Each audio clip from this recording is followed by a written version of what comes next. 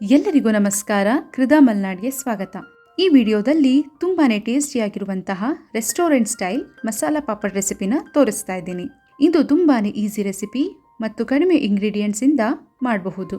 ಇದನ್ನ ಹೇಗೆ ಮಾಡೋದು ಅಂತ ತಿಳ್ಕೊಳ್ಳೋಣ. 1 ಈರುಳ್ಳಿ, 1 ಟೊಮ್ಯಾಟೊ ಮತ್ತು 1 ಹಸಿಮೆಣಸನ್ನು ಈ ರೀತಿಯಾಗಿ ಸಣ್ಣದಾಗಿ ಕಟ್ ಮಾಡಿ ಸೈಡ್ಗೆ ಇಟ್ಕೊಳ್ತಾ ಇದ್ದೀನಿ. ಮೊದಲಿಗೆ ಮಸಾಲಾ ಪಾಪಡ್ನ ತೆಗೆದುಕೊಂಡು ಫ್ರೈ ಮಾಡ್ಕೋಬೇಕು. ಇದನ್ನು 2 ವಿಧದಲ್ಲಿ ಫ್ರೈ ಮಾಡ್ಬೋದು. ಒಂದು ಈ ರೀತಿಯಲ್ಲಿ ಡೈರೆಕ್ಟ್ ಫ್ಲೇಮಲ್ಲಿ ಸುಡೋದು, ಅಥವಾ ಪ್ಯಾನಲ್ಲಿ ಈ ರೀತಿ ಡ್ರೈ ಫ್ರೈ ಮಾಡ್ಬೋದು.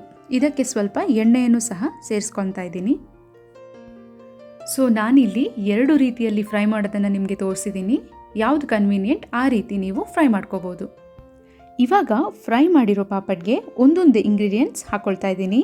ಮೊದಲಿಗೆ ಈರುಳ್ಳಿ, ನಂತರ ಕಟ್ ಮಾಡಿಟ್ಕೊಂಡಂತಹ ಟೊಮೆಟೊವನ್ನು ಈ ರೀತಿಯಾಗಿ ಹಾಕ್ತಾ ಇದ್ದೀನಿ.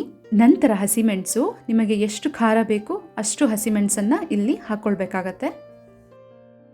ಸ್ವಲ್ಪ ಕೊತ್ತಂಬರಿ ಸೊಪ್ಪು ಮತ್ತು ಸೇವ್ ಹಾಕ್ಕೊತಾ ಇದ್ದೀನಿ. ಇದನ್ನು ಜಾಸ್ತಿ ಹಾಕೊಂಡಷ್ಟು ಟೇಸ್ಟ್ ತುಂಬ ಚೆನ್ನಾಗಿರುತ್ತೆ. ರುಚಿಗೆ ತಕ್ಕಷ್ಟು ಉಪ್ಪು, ಚಾಟ್ ಮಸಾಲ, ಸ್ವಲ್ಪ ಅಚ್ಕಾರದ ಪುಡಿ ಹಾಕಿದರೆ restaurant style crispy masala papad ready ಆಗುತ್ತೆ. ಕ್ಯಾರೆಟ್ ಅಥವಾ ಎಳೆ ಸೌತೆಕಾಯಿಯನ್ನು ಕೂಡ ಮಸಾಲ ಪಾಪಡ್ಗೆ ಸೇರಿಸ್ಕೋಬಹುದು. ನಾವು ಮಾಡಿದಂತಹ ಮಸಾಲ ಪಾಪಡ್ ರೆಸಿಪಿ ತಮಗೆ ಇಷ್ಟ ಆಗಿದೆ ಅಂತ ತಿಳ್ಕೊಂಡಿದ್ದೀನಿ.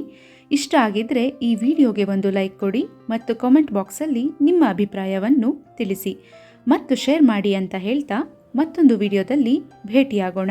ಧನ್ಯವಾದಗಳು.